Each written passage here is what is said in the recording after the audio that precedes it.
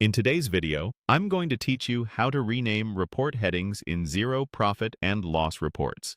By the end, you'll know exactly how to adjust the wording of headings and totals so your profit and loss reflects the language your team and stakeholders actually use.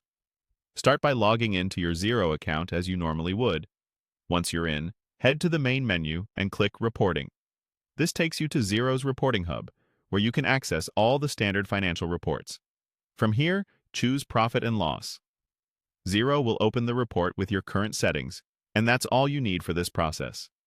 Now look toward the top of the report and click Edit Layout. This opens Xero's Layout Editor, where you can fine-tune how your report looks without changing any underlying data. Think of it as adjusting labels and presentation rather than changing your chart of accounts. It's especially useful if you want your terminology to match internal conventions or industry norms.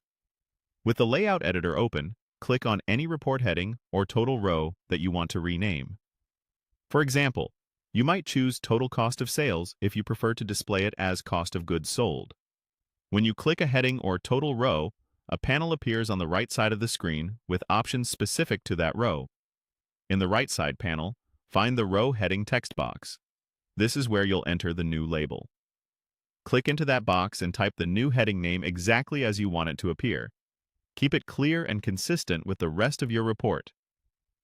As you type, Xero shows you how the change will look, so you can confirm spelling, capitalization, and style.